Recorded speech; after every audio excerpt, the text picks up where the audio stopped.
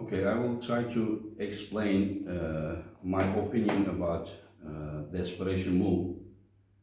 And people are saying that that is a technique same as shoulder press or hook or top roll.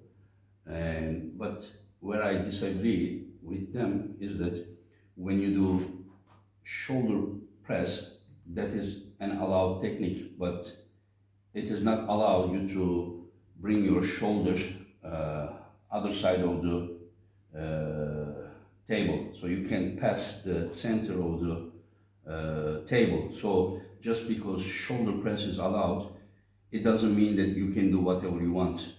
There is a limitation. Your shoulder cannot pass the center. Or hook. Hook is allowed, right?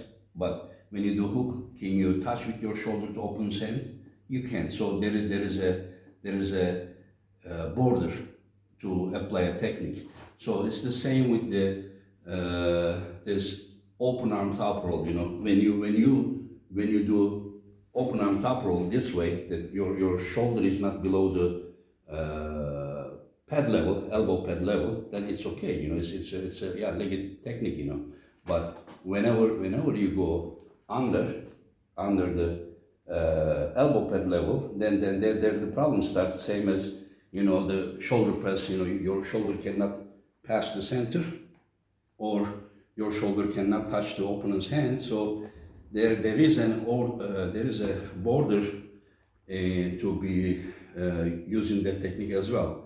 So what is wrong with the shoulder going below the elbow pad level?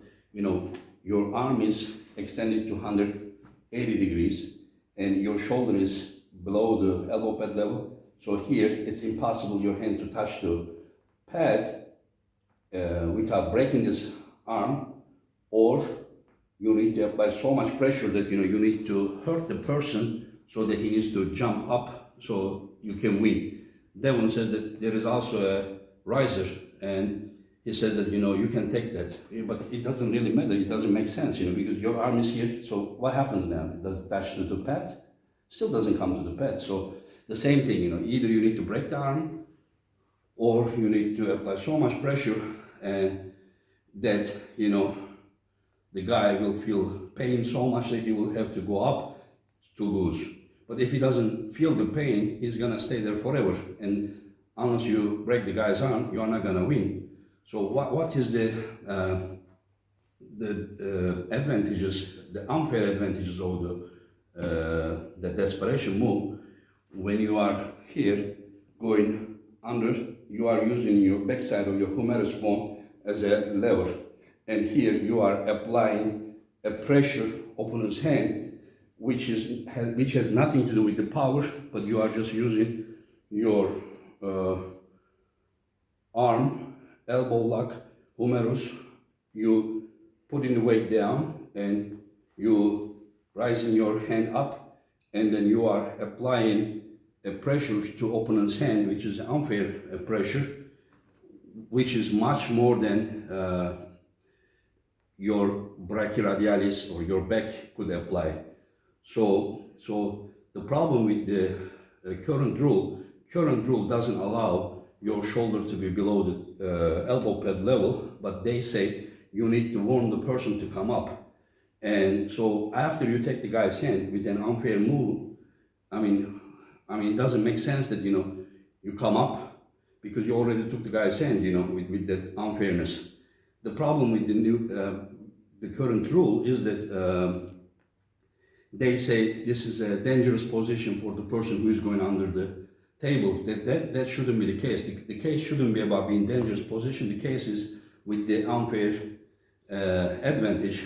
Just because the humerus is touching the pad, the elbow also elevates most of the times. And then, I mean, if the guy was above the pad, he would be looking like this much up.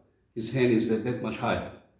But just because his backside of humerus is touching, so they say it's okay for this.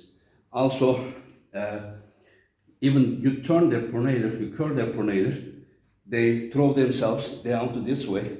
So it looks like they have the pronator while it's like totally supinated position, but they use it as a like a pronator in this position, while this is totally pronated. One may say that this same case can happen in the hook in this position, but in the hook this position your arm can be open. Here your arm cannot be open to this way.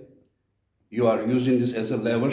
Also, you turn your arm to this way, and your pronator is turned, but you're still using it as a pronator even in a supinated position here. So, in my opinion, as long as the shoulder is not below the elbow pad level, that open arm top roll is totally fine. I have nothing against it. I see lately Michael Todd is using this while his shoulder is above, as he did against the Jerry Caderet match, and lately on his training videos I see that he's using that way. But once it goes below the pad level, then it's an unfair move, and it is not only unfair, it's also very ugly, especially when two people does, and it's bad for the sport. Thank you for listening.